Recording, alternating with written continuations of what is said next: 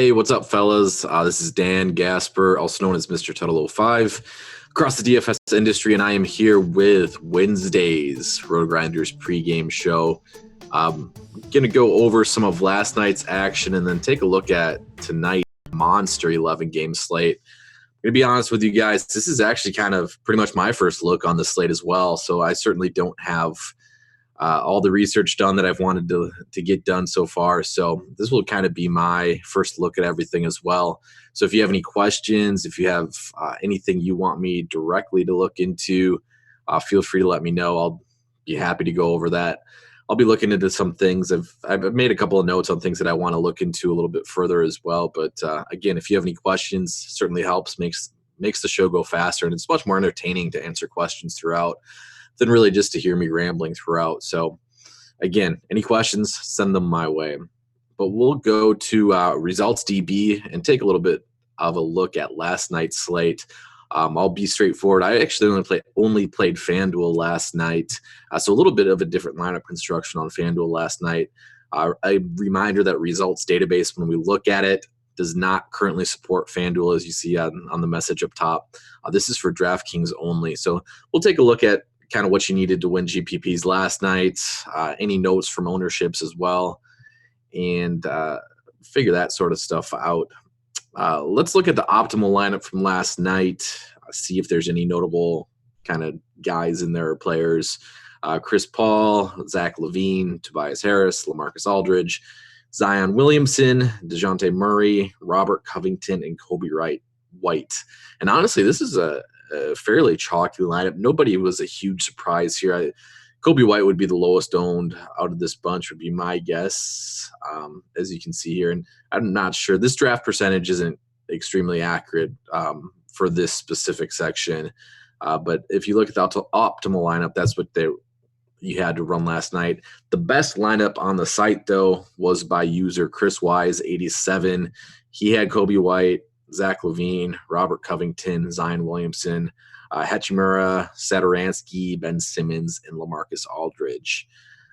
Pretty interesting. He actually ran a little bit of a Chicago Bulls stack, and interesting in the sense that I'm not sure I would have ever ended up on this stack, to be honest. Some of these guys are somewhat negatively correlated, at least from a minutes perspective, in terms of Kobe White and Satoransky.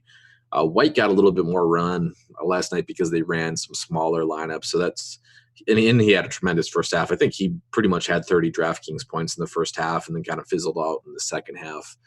But yeah, I guess you needed a Chicago Bulls lineup to win last night. Only ran it back with Rui Hachimura, whose minutes were expected to be a little bit restricted on the front end of a back-to-back. So interesting lineup. I think comfortably say that this was not a lineup I would have ended up on. But hey, shout out to Chris Wise for the top overall lineup on DraftKings last night. But I think perhaps more interestingly, we'll take a little closer look at some of the ownership data from last night. We'll keep the single entry in there, the $4, the $44, $200 price point, and then the $3,000 price point. Somebody I took a note of that I wanted to take a look at specifically. I'm not exactly sure actually what his price tag was on last night. It was relevant for FanDuel last night. I'm not sure what Josh Richardson's price tag on DraftKings was last night. But it was notable on FanDuel. He was somebody that was announced as a starter in place of Al Horford leading up to lineup lock. Him and Lonnie Walker were similarly priced on FanDuel, and I thought that was perhaps an interesting decision for tournaments that I think I thought was going to go overlooked, and it did go overlooked because Josh Richardson was a lot lower owned. Richardson had been extremely terrible though in his first couple of games back from injury. Ended up with a pretty decent performance last night. You see 33.75 DraftKings points. He was only 4.78% owned on average. And I kind of wanted to see if the trend goes up or down. It's pretty strong throughout all buy-in levels in terms of ownership. But Richardson was a guy that I kind of wanted to highlight just in terms of guys that you might be able to find at a lower ownership rate just because the news was announced so late. So Richardson was one of those guys last night. And again, I don't remember his price tag on DraftKings. So if somebody has it in chat, feel free to reach out and let me know what Josh Richardson was on DraftKings last night. But I remember on FanDuel, he was $3,700. So he was just $200 more than Lonnie Walker, who was a lot heavier owned. And you see that on DraftKings as well. Walker was 46% owned. He was the announced starter in DeMar DeRozan's absence. And he's a guy I played. He's a guy that I think was a strong overall play in general. But he was somebody that you could have potentially pivoted off of with that late breaking news on Josh Richardson at a similar price point, at least on FanDuel.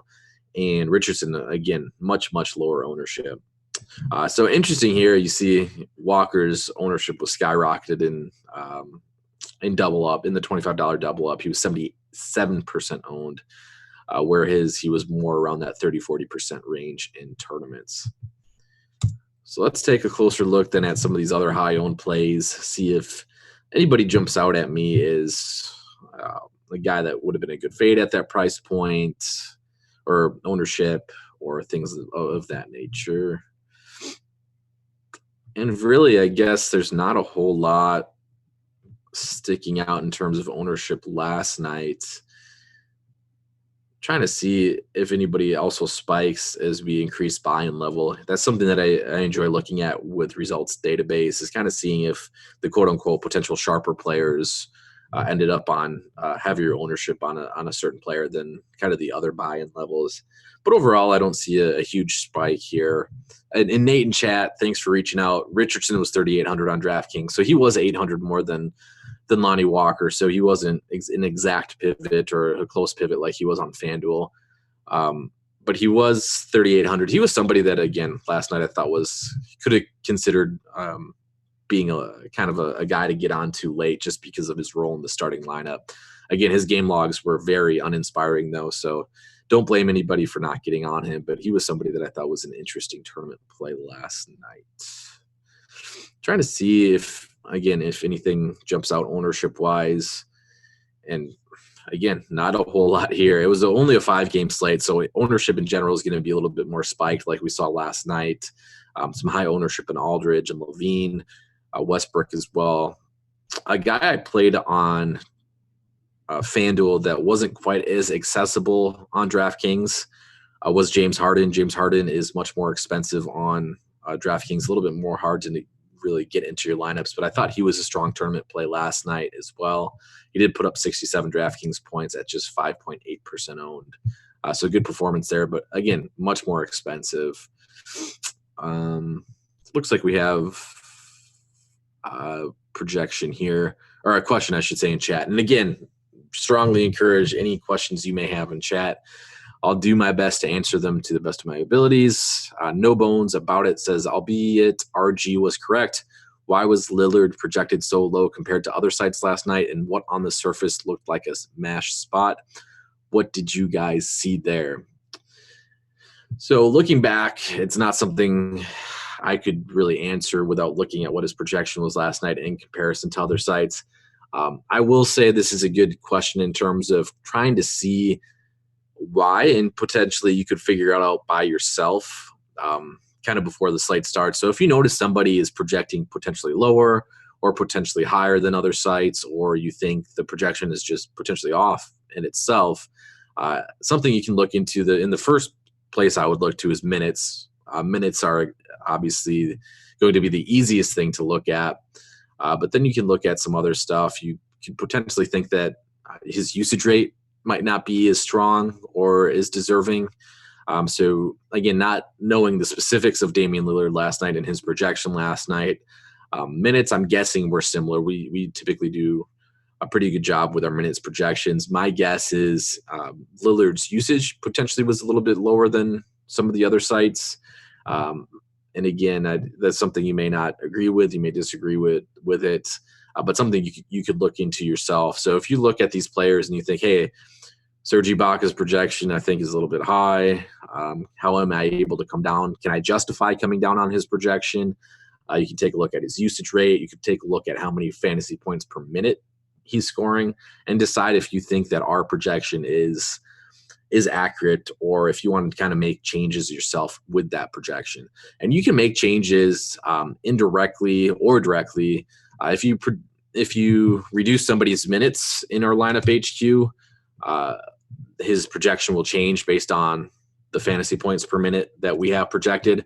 But if you just want to alter, the fantasy points by itself, that's something you can do as well. And you can see when you hover over it, you can just fill back in based on the RotoGrinders projection if you just want to get back. Or you can go to the build rules and reset everything, and that will return everything back to normal. So, yeah, I can't answer exactly why Damian Lillard was projected lower on our site than potentially other sites. But for future reference, if you see something like that, the first places I would look to would be minutes, as well as kind of the usage rate, followed by what our point per dollar projection is on that specific player. Last night, I thought Damian Lillard was a good play. He's a guy I played on draft or on FanDuel. Actually, I ran a 2v2 off of FanDuel in cash games last night.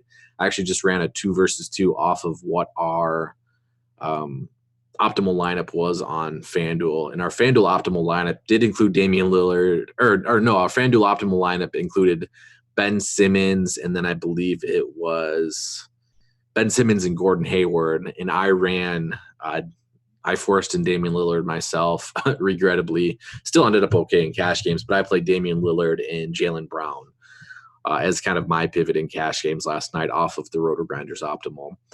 But yeah, if you see something iffy with the projections, I would strongly encourage looking into why that could be, trying to figure it out yourself. And I think the edge that we can have with everybody who looks and places so much emphasis on projections and optimals, I think the biggest edge left, obviously remaining, other than game selection, is basically trying to get your own input on those projections and trying to almost get a unique set of projections yourself. And I think that's one of the edges left. And one of those guys actually, I think, is a good example for tonight. This is a guy that I think will be popular. He's at least popular currently. He may not get as popular as the slate, or as we get more information and gather more information. But one guy that's going to be extremely popular on FanDuel specifically, not necessarily on Draftkings, as you see, we have a low ownership on him, projection for him so far tonight. But I think a guy that's going to be extremely popular on FanDuel, and let's actually go to FanDuel, we can see that. Ersan Ilyasova, 4,100. He was extremely popular 2 nights ago with Giannis Antetokounmpo out. Giannis is out again tonight, and he is going to be – or Ersan was the starter in his absence and has been the starter in his absence on most occasions. But I'm of the opinion, and again, this is something we may get information on. I'm a Bucks fan. I'm of the opinion that we're eventually going to be getting Marvin Williams in the Bucks rotation here, and his minutes could eventually eat into Giannis's minutes, or not Giannis, Ersan's minutes. So if you think, like me, if you think that's something that could happen, and this is actually something I did 2 nights ago with Marvin Williams potentially being available. We didn't have a whole lot of information on if he would be playing. I think the information was that he was suiting up but unlikely to play. But I still thought there was potential threat to Ersan's minutes. Ersan had only actually played 20 minutes in his prior start, with the Bucks playing a little bit more small ball in his absence.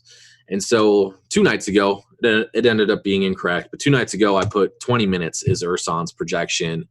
And that obviously changes his fantasy points and his point per dollar production, or overall production, and makes him a less attractive play.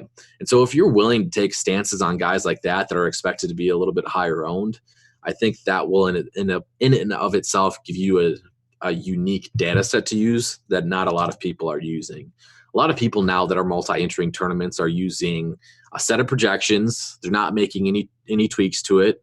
Some of these guys that are actually playing extremely heavy in these tournaments are using a public source for projections, and they're just multi-entering it without really editing the projections at all, but pretty much just putting in their own rules. So again, I think if you can kind of edit the projections yourself, you can start with a set of projections that's publicly available, but then if you put in your own little edits and kind of look each player over and over, if you have the time to do that, and make small edits yourself, then I think that will put you on unique builds that aren't really currently being used, just because everybody is seeing one data source, they're using that, and then they're just scripting or entering tournaments from that. How do you get the optimal lineup? It's a little bit different on FanDuel and DraftKings. FanDuel, Yahoo, Fantasy Draft, there is no policy on their sites where you can't just run a straight optimizer. So on FanDuel in itself, all you have to do to run the optimal lineup is refresh. I typically refresh to make sure I have the most recent set of projections on there, and then click build lineups. You can change your build rules. I currently have it set for 100 lineups. And this is actually a step that I enjoy doing, or not enjoy, but it's a step that I do mostly to begin my day as well, as I'll actually build 100 lineups to start, just to get a little bit closer look at the slate and see who's being heavily projected to start. So if I run that 100 lineups, it gives me percentages on how many lineups these guys are in, things like that. And if you scroll down, your guys' font won't be this big. I have to zoom in so close where your layout will be much nicer than mine. But if you scroll down, then you can see that this lineup number 1 would be considered then the most optimal lineup, or the highest projected lineup. And so, yeah, FanDuel here, this is the FanDuel optimal lineup to start the day. And honestly, to start the day, and when I'm taking the first glance at this slate as a whole, I don't really care what the first optimal lineup is. I'm more concerned with where or how many lineups these guys are showing up in. So Eric Bledsoe, 100% owned. That's unsurprising. I know why that's happening. Giannis is out. FanDuel didn't do a very good job of pricing Bledsoe or Middleton up. And so we're seeing a lot of Bledsoe and Middleton in these lineups. Karl Anthony Towns is in a ton of these lineups. So that tells me a little bit about the slate in general, that the current build on FanDuel specifically is to kind of spend up at the center position. So guys that I might want to look into a little bit closer that are currently popping, a guy like Kelly Oubre. We saw last game with DeAndre Ayton out that they actually moved Oubre to the bench. And that was an interesting move. I'm not sure that they're going to do it again. I didn't see any follow-up commentary on if that's the plan moving forward if Ayton is out. But so Kelly Oubre, let's say we have him currently, he's coming in at 89% of my builds when I run that first optimal lineup. So let's go to Oubre. Let's see what his minutes projection is. So Kelly Oubre, we have him projected for 35 minutes. Let's say for some reason, because of his role, if he's going to be on the bench, if I think he's going to play from the bench again with DeAndre Ayton potentially out, let's say I want to put his minutes down to 31 to 32 range. Let's say I just feel more comfortable with that being his minutes projection off the bench. Then what I can do is I can edit that. He's at 31 minutes now. And I'm going to rerun the build and just see how many lineups that gets him in the top 100 builds, just to see how the projections like him now. Oubre missed the team bus is what D-Will is saying in chat, and that's something I hadn't seen. So assuming Oubre is going to be back in the starting lineup tonight, so he may not be the best example, but it's still a good point to show you how, when you edit projection, how that's going to affect the remainder of your build. So let's say, again, I didn't like the Oubre minutes projection, so I put Oubre down to 31 minutes. And now he's only showing up in 3% of my lineups, as opposed to the 89% of lineups that I had in my initial build, the build 2. You see my build 1 here, and that's because I did run this before I did the show, because, again, that's one of my first steps to do throughout the day, is to essentially run 100 lineups and kind of just see where player exposure is coming into. If we're doing that again, another guy that is interesting to point out to me, that's popping a lot on FanDuel. Again, this is FanDuel's build currently specifically. One guy that's showing up a lot that I'm kind of interested in as to why he's showing up so much is Brandon Clark. So Brandon Clark is showing up in 52% of lineups. So let's try to figure out why that is. Is that because RotoGrinders projection might be a little bit too high on him? And can we fix that? Or is he showing up for, a legitimate reason? So one way to check out, the first thing that I would do when checking a guy like Brandon Clark is, hey, he's popping a lot. Is there an injury that I'm potentially missing or don't know quite about? So if there's injury, one thing you could do is go to our injury report. It's called the Situation Room here on RotoGrinders.com.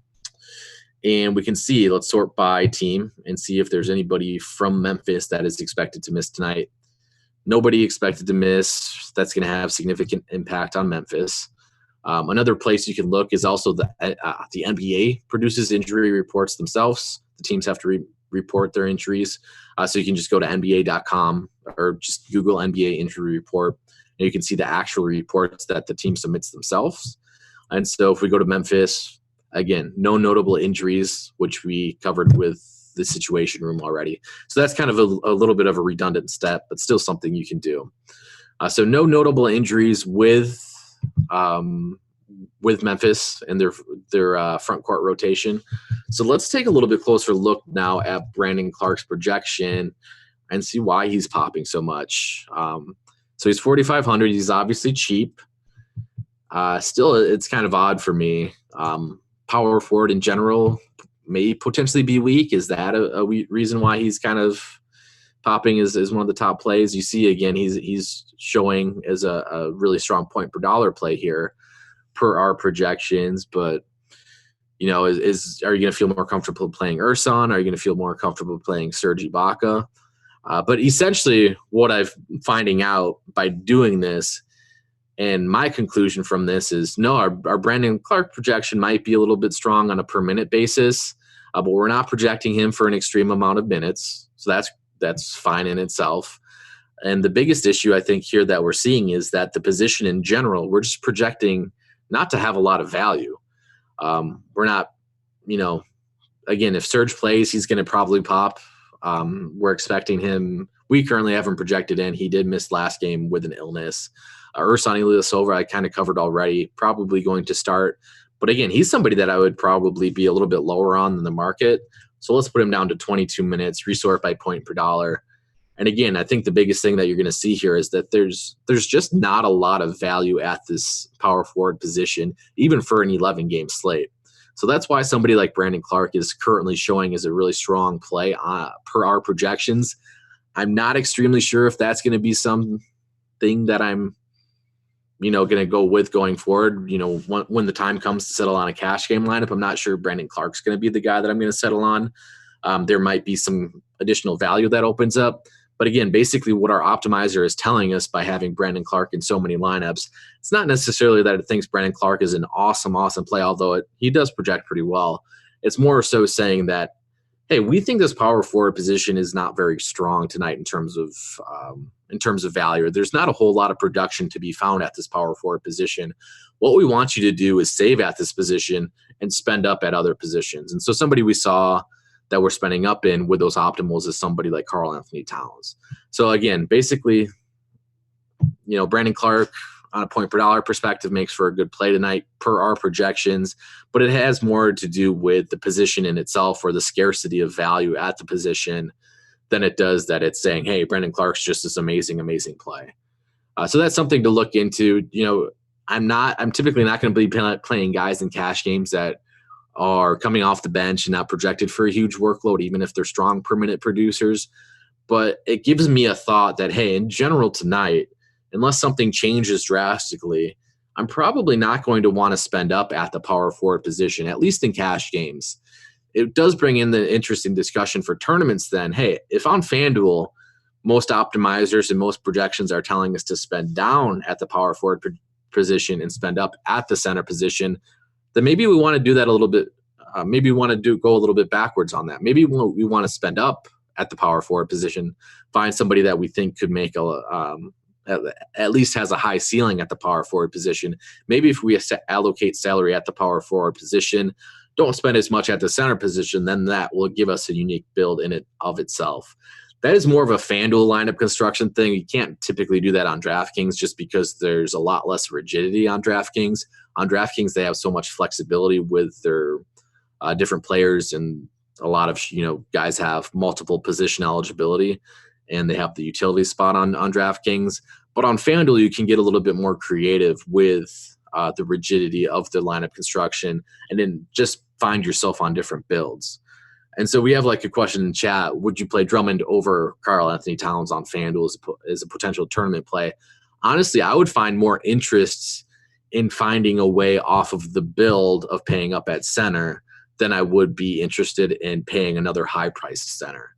Because so if I just play this is more specific to FanDuel, but if I'm just playing Andre Drummond over Karl Anthony Towns on FanDuel, it's very likely that the rest of or not very likely, but the likelihood of me then having the same lineup construction as other people on FanDuel is pretty much just the same.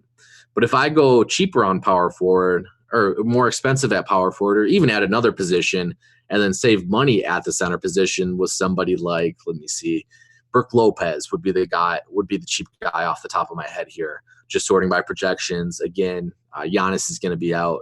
So let's say I want to go cheap at the position with Brook Lopez, then that gives me a little different lineup construction build. And that's going to be a little bit more unique than just playing Andre Drummond over Karl Anthony Towns. Again, that's more FanDuel focused just because on DraftKings, you can get a lot more flexible with the positions. But on FanDuel specifically for tournaments, a way to find yourself on unique lineup constructions simply by, saving at a position that the majority is going to be spending at. I'm going to scroll through the chat a little bit, and I've missed some questions. I found some projections to be wildly different, even though minutes usage and fantasy points per minute are all similar. Any reason for what that could be? I found some projection. I'm going to read it again so I can fully analyze it here. I found some projections to be wildly different, even though minutes usage and fantasy point per minute are all similar. Well, if the minutes and fantasy points per minute are all similar, then really the projection should be similar.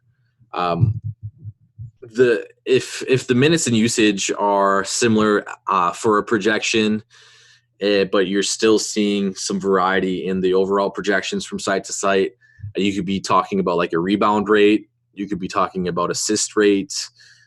Some sites may put a little bit more emphasis on matchups specifically.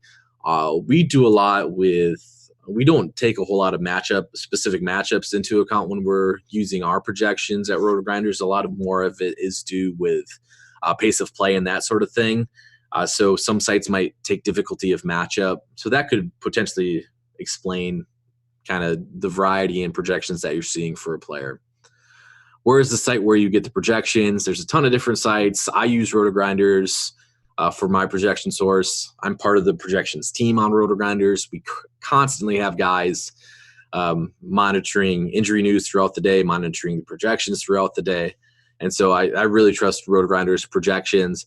But no matter whose projections you use, no matter what your projection source is, it's not going to be 100% perfect. So that's something you need to know. It's not going to be 100% perfect. So, you can go and run the top optimal lineups if you want, but I would still put some input in myself. And that's what I do. Like I said last night with the 5-game slate on FanDuel and cash games, I basically ran the FanDuel optimal lineup based on RotoGrinders projections, but I ran a 2v2 off of it just because last night I actually felt more confident in Damian Lillard than I did Ben Simmons. That proved to be wrong. But that was my own input that I gave into the projections last night, basically, to wind up on a little bit different of a lineup. Somebody speculating Jay Crowder and Solomon Hill gone with the Brandon Clark projection. Those guys being gone, I would expect to potentially influence his minutes a little bit more. But like we saw with the projection, we're only projecting Brandon Clark for 23 minutes. So it's not like we're expecting him to see an extreme bump in minutes. But yes, that could have been something to look into. But then as soon as I found that those minutes were only projected, or Clark was only projected for 23 minutes, it's much less likely to be any due to shortage of bodies or anything like that. Nate saying it's early, but Trey is 1K less and only 10% ownership with just as good of a matchup. I think he's talking about Karl Anthony Towns versus Trey. And again, that's easier to figure out on like a site like DraftKings where they have that multi-positional eligibility. Trey's 10-4 there. No, they're the same. So maybe he's talking FanDuel. So FanDuel, again, I would almost be more interested in doing something like that on FanDuel just because of the build structure. If you just save at the center position, you're forcing a unique lineup construction. Chief talked about Drummond giving up tons of productions on the MG to centers. Any interest in Deadman? So Dedmon is somebody I would like to look into with you because I am not completely familiar with how they're using Dedmon yet. It's only been a couple of games. So let's take a look. We currently have Dwayne Dedmon projected for 28 minutes.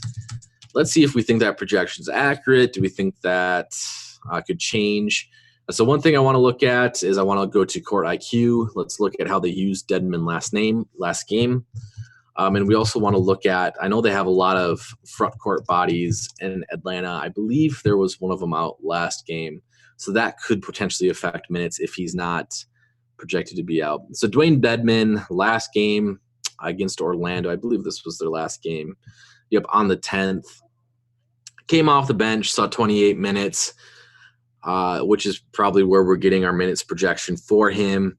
One thing I'll note here that is interesting is, again, Dedmon came off the bench, but he closed the game. You can see in the fourth quarter, they used him as their closing center. So do we think that's going to happen going forward? Do we think that Dedmon is going to be the guy closing games moving forward? Do we not think that's going to happen? Because if we don't think that Dedmon's going to close games moving forward, his minutes projection might be on the high end that we're currently projecting. Again, another thing to look at is Damian Jones saw minutes, but I believe Bruno Fernando then. We're not showing any minutes for Bruno Fernando. So let's go to the injury report here. Let's look at Atlanta and see what they have. Clint Capella is still out. Fernando, was Fernando part of the trade? Somebody can tell me if Bruno was shipped out or if he just did not get minutes last game just because they didn't feel like giving him minutes. But that is another body that they could introduce or reintroduce to that rotation. So I think the point about Drummond giving up production is interesting. Do I think the Atlanta front court is where I want to invest in, even though it's potentially a strong matchup? Not really. I don't think so. I would guess Dedmon's minutes are going to be more volatile than that 28-minute projection that we're seeing. So Damian Jones only saw 15 minutes. He may see increased run. They may introduce more front court bodies to that. So honestly, on first glance here, I would say Dwayne Dedmon's 28-minute projection is something I would probably want to short. And so that would make me less interested in him in general. So he's not really – he's rating is a pretty decent option here at 5,400 on FanDuel. But let's take a couple minutes off his projection just to be conservative and see where he rates. So again, if we just take a couple minutes off Dedmon's projection here on FanDuel pricing, he drops significantly in a point per dollar perspective and is behind a lot of the guys. So yeah, I would be a little bit hesitant to think Dedmon's a really strong overall play. Could he end up being an okay play? Certainly. But he's somebody that I'm probably not going to invest in myself just because I think his minutes projection might be on the high side currently. And I think there may be, in general, I think Atlanta Hawks front court minutes are a little bit more volatile than really projections can accurately predict.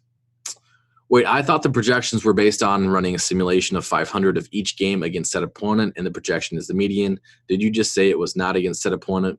No, it is. It's against. There's a lot of different things that go into projections. There's opponents, there is usage rate, there's assist rate, there's rebound rate, and they're all calculated on the back end, which is not something that you're going to see. Jamino, I'll let Chris Jamino speak to exactly what goes into the projection. You can reach him at Chris Jamino on Twitter if you want exact recipe for how the projections are. I'm not sure if it's a 500 simulation. I don't currently think it is, but I don't want to misspeak on that. I don't want to misrepresent. So if you want the exact recipe of how these projections are or what goes into projection, Chris Jamino is the guy to reach about that. Is there a way to get some sort of volatility rating in projections like boom bust factor or coefficient or variation? I am sure there is. I'm not sure. I can't think of any place that currently offers that, and we don't currently offer anything like that I'm aware of. If we do, I'm sorry. If you know of any place, feel free to drop it in chat. No, I don't think. I think that's actually a really strong point. It would be something to look into, and that I'll kind of put as a product idea. But yeah, volatility rating would be, I think, a very strong ad or something that we could potentially think about adding as part of the product. Because again, I think volatility makes a lot of sense when looking at projections. You can kind of get a sense of the volatility rating just by looking at floor and ceiling projections that we have, but I don't think have a currently something that is a specific volatility rating. So you can get a sense of it a little bit based on their floor and projection ceilings and how far apart they are compared to their median projection, and look at it that way. But I don't think we currently have a coefficient that you could look at. And some of that is just based on speculation by myself. So speculation by myself is that, again, Atlanta's front court minutes could be spread out a little bit differently than they were last game. So that's my current speculation, that those front court minutes are a little bit more volatile. And those minutes will be a little bit more smoothed out as we see the Atlanta Hawks front court rotation play out. But we only have, a game, really one game, I think, at this point with their new front court rotation. And that's all going to go to shit anyways. Excuse my French. That's all going to go in the trash can once Clint Capella is able to play anyways. So, yeah. Dedmon size, I would think, will be needed against Cleveland's big front court. Again, that's something if you want to speculate on, and a couple people mentioned that in chat. Donnie mentioned it as well. If you want to speculate that they're going to need to use Dedmon, that's a speculation you could make yourself as well. So my current speculation on it, and I'm not saying it's the right speculation, my current speculation on it is Dedmon's projection of 28 minutes might be a little bit aggressive. I could see him not hitting that. But if your opinion is that, hey, 28 minutes not only is fair, but there's a potential that he gets up to 30 minutes, then you can go into our lineup HQ. You can put that 30-minute projection in there yourself and run optimal lineups based on that and see if he starts hitting builds that way. Again, I think putting in your personal input into a set of projections is a good way to create personalized GPP lineups and kind of allow you to take stands that you can make, not with just using lineup HQ guidelines or build rules. So I do personally like playing with projections myself to come up with, again, different stands I'll take. And that's something, I think it's something not only that you can use in tournament builds, but also when you're doing cash games. Let's say you have a toss-up between, I guess initially, these guys are guys that we talked about, but let's say on FanDuel we have a toss-up on who we want to play between Brandon Clark and, again, Ersan Ilyasova is somebody that I mentioned before. And let's say you're trying to decide between those two. I would recommend looking at their minutes, not just taking the projection in itself, looking at their minutes, seeing whose minutes you think has either a lower upside. So let's say we're currently only projecting 23 minutes for Brandon Clark, which is what we're doing.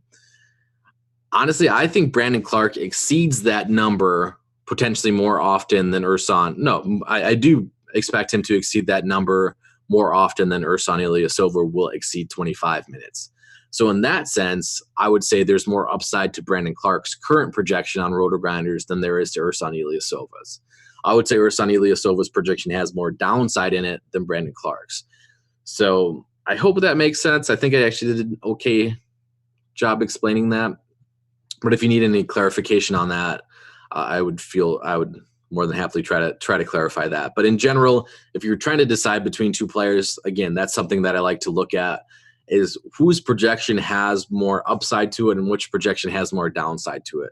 If you think Clark's projection has more upside to it, then Brandon Clark is the guy that I would side with. If you think Ilyasova's projection has more upside to it, then he's the guy that I would side with. Smash rate is a boom rate, right? Yeah, smash rate is basically how many times we expect him to exceed his current projection, I believe, is how we have it worded. Again, that's a Jamino thing. I think I have that wording correctly, but if you sort by smash rate here, so the highest smash rate on the site for FanDuel specifically right now is Eric Bledsoe at 40%.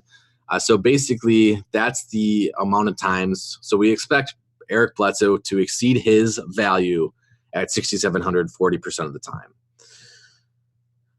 All right, let's see. What about Juancho? Yeah, Hernan Gomez. He's actually somebody without looking into it, you could expect his minutes aren't extremely stabilized yet. He's a guy that is part of a new rotation with the Minnesota Timberwolves. I believe he saw about 27 minutes last game. Let's take a look here at their last game. I think he's played 2 games for the Timberwolves. Last game he saw 25 minutes, and 2 games ago he played and saw 26 minutes. So he's in the 25 to 27 minute range. You do see in general they have been using him in closing lineups. You saw him kind of playing the bulk of the fourth quarter minutes in both games that he's played. So he has been a part of their closing lineups, which is something I like to look into. So looking at then Hernan Gomez's projection, let's see what we have him at. So we have Hernan Gomez projected at 27 minutes, which is the most that he's seen as a member of the Timberwolves.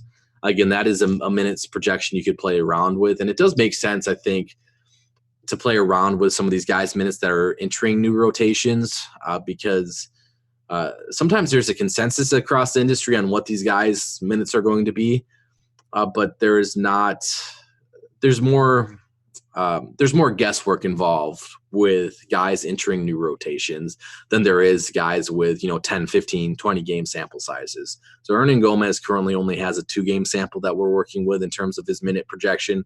We have him currently projected for his high end of that minutes that he saw in the first 2 games. So if you were of the opinion that you want to be closer to the low end of the minutes that you saw, you could kind of go input that yourself, and that's going to change builds a little bit as well. Did my question get answered above by chance? Yeah, I think, Seth, you're the one who asked the questions about projections and how they're basically built. I would say if you have any specific questions, the best guy to reach about is Chris Gimino, at Chris Gimino. He could tell you exactly the formula. Well, he might not want to give away the bread and butter, but Chris Gimino is the best guy to reach about that. I don't think it's currently based on 500 simulations or anything like that, but he would be the guy to reach about that. Is correlation information available? I do not believe, again, if somebody knows in chat if we have correlation information available, specifically on RotoGrinders, I do not believe. I believe there are some sites out there that try to produce that information. I'm not sure about the reliability of that information. It's something I've not looked at closely myself, but I do not believe that's a tool that we currently have set up at RG. Jamie is asking, how do you choose the safest plays? There are no safe plays, I'll say that.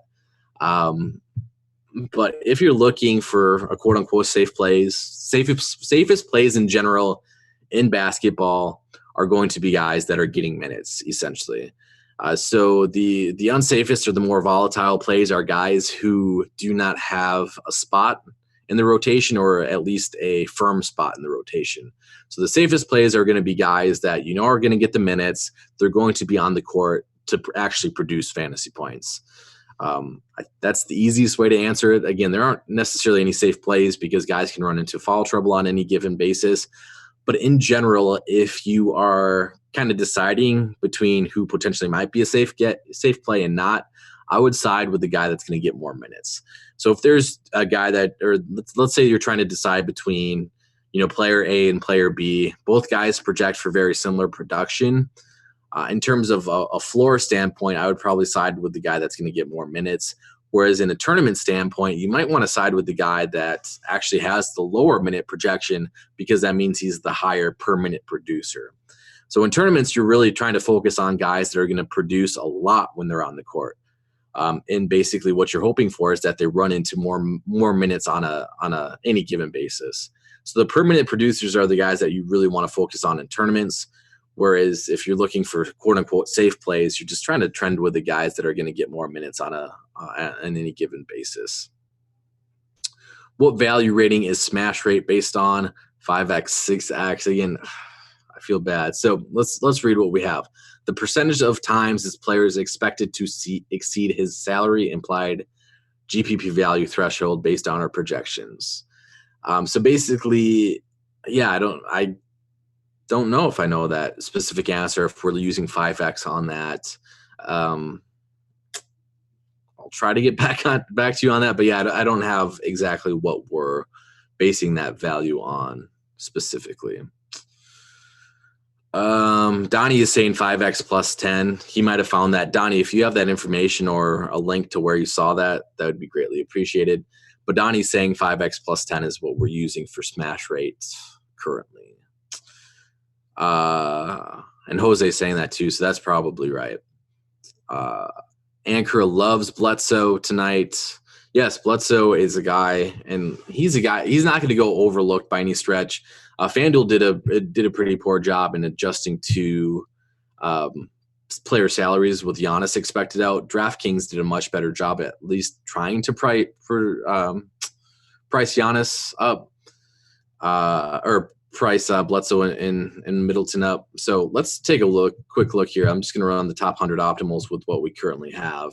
We saw when we ran the FanDuel optimals that guys like Bledsoe and Middleton were extremely flooded in those optimals. We'll go to my lineups here on FanDuel. Bledsoe 100%, 96% for Middleton. Whereas DraftKings, we're going to get a little bit more disbursement, which will allow you, if you want to go overweight on the Bucks guys, the site to do that on is DraftKings.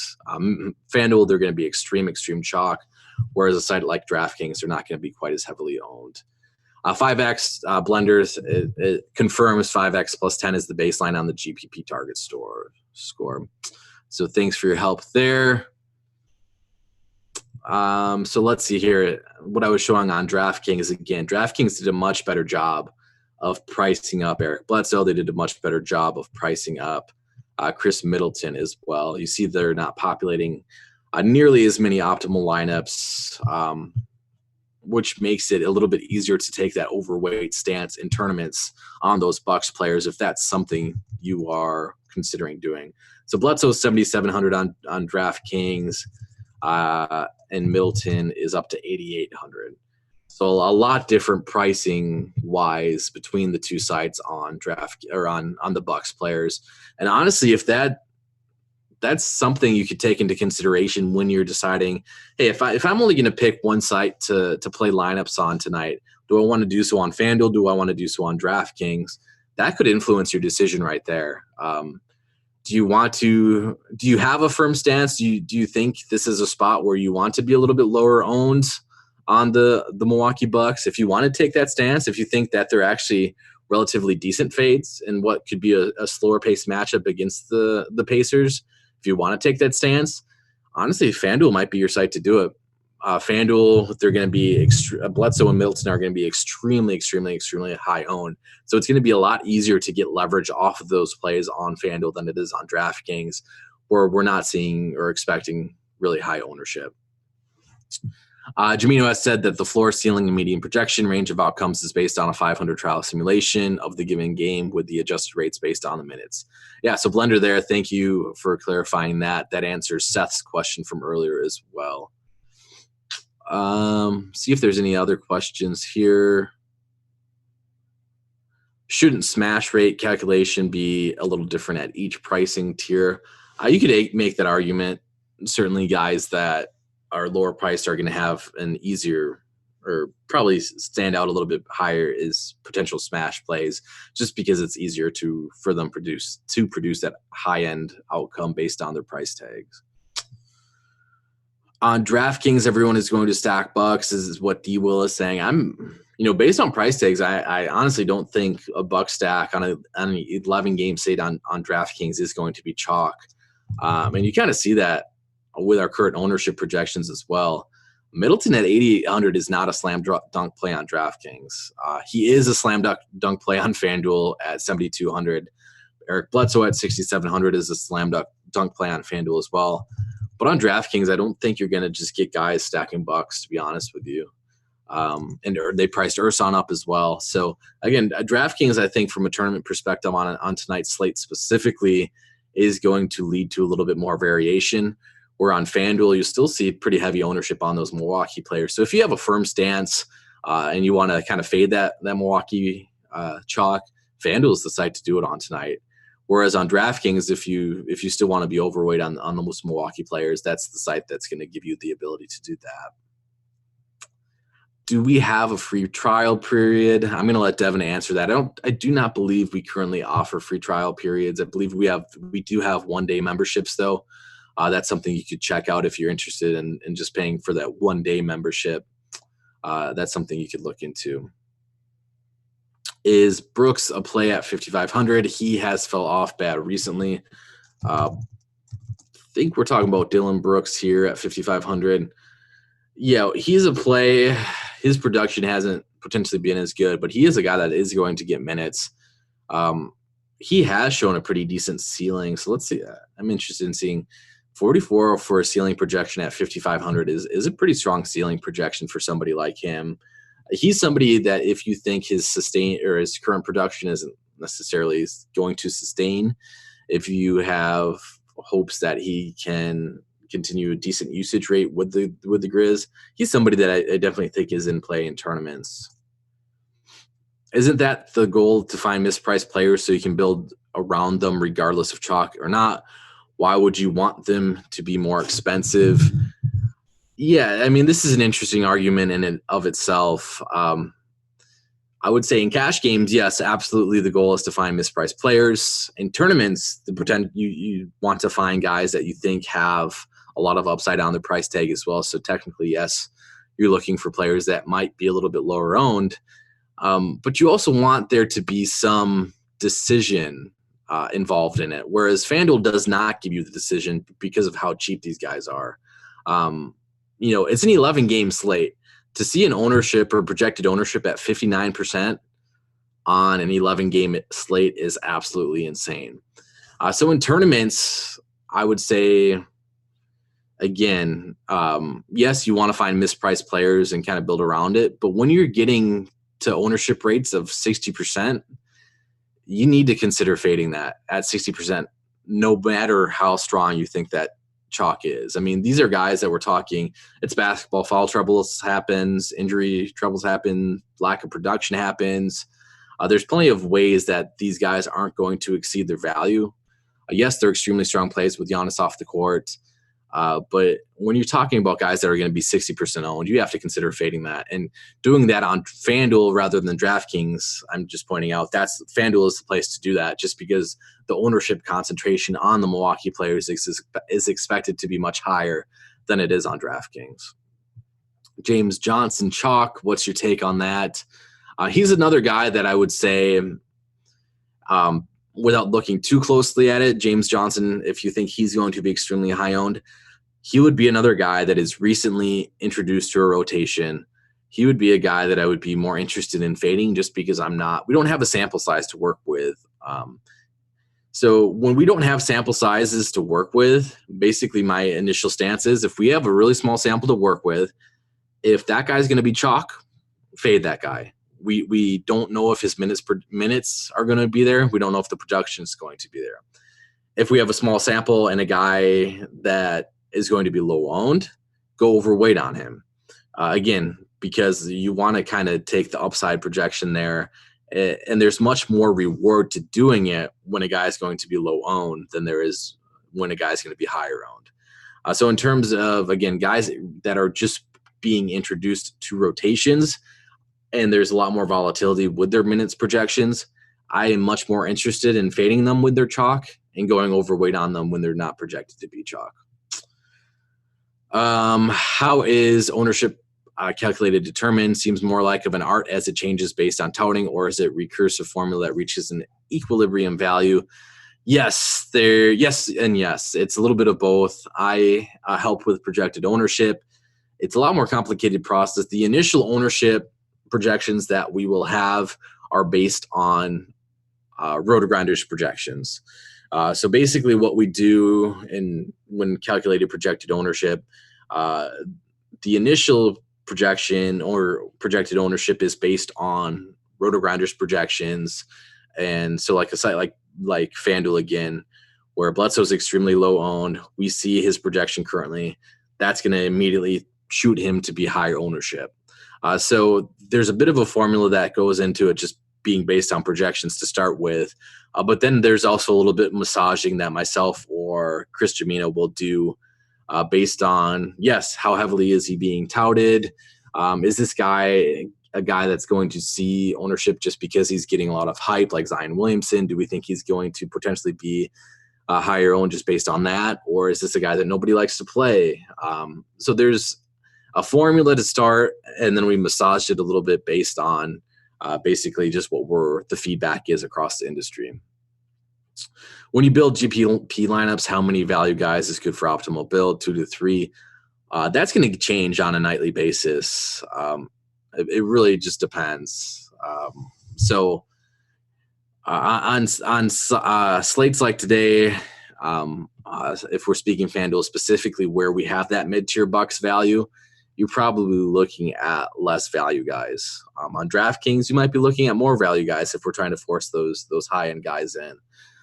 So yeah, that really is very dependent on a slate-by-slate basis. If you play Bledsoe Middleton with 3 cheap Wolves, you still have 7.1K left for 3 spots. D-Will mentioning kind of stacking both teams. There was a promo when you make an account on Monkey Knife Fight using promo code RotoGrinders. You got 3 months of RG Premium. I actually still think that is a thing. And yes, Devin said that in chat. Also, could we see ownership next to own in results database? That's a good question. That's actually a good suggestion. That's something you could also email in as a potential suggestion. We do currently track, and Chris Gimino, again, is in charge of projected ownership. I know he tracks that. He does back testing on that to see how close we are, and that is something that we consistently monitor. It's not something that we produce for public viewing at this point in time. But yeah. Would you say there was a correct complete lineup in cash games? I'm not sure I'm getting the complete gist of this question. On certain slates, I think there probably is, based on pricing. I think on 11-game slates, there's very rarely going to be the correct lineup. I think there are correct plays. And on a slate like tonight, we're probably going to have 3 or 4 plays that you absolutely 100% need to be playing in cash games on FanDuel, specifically with Eric Bledsoe and Chris Middleton. But no, I don't think there's a correct complete lineup in cash games. I think it changes, again, based on a different slate. There may be, more pieces of the puzzle that are automatically solved to you. But on 11-game slates, there's typically going to be a little bit more variations. That was the last question in chat, and we're just about timed up anyways in terms of the pregame show here. So I'm going to end it on that. Thanks for your participation in chat. Again, I really do appreciate it. It makes the show go by a lot faster. Thanks for Blender for showing up and helping answer some of these questions in chat as well. That helps as well. Blender, I believe, is back on tomorrow. I have not looked at the schedule, so he's the guy. I believe we have a show tomorrow, even though there's only 2 games to work with, I think, and then we're off on All-Star break for a little bit. But yeah, make sure to check out our shows later on today as well. We met last night's goal in terms of thumbs up, so make sure you continue to smash like buttons and continue to get free stuff. The free things that we get this week are the PGA show, so feel free to check that out. You can access that on our YouTube page. We got that by meeting yesterday's goal. Make sure to hit the like button and then tune back in at 4:20 or 4:20 Central Time, 5:20 Eastern Time for Grinders Live. Thanks and good luck with all your games tonight.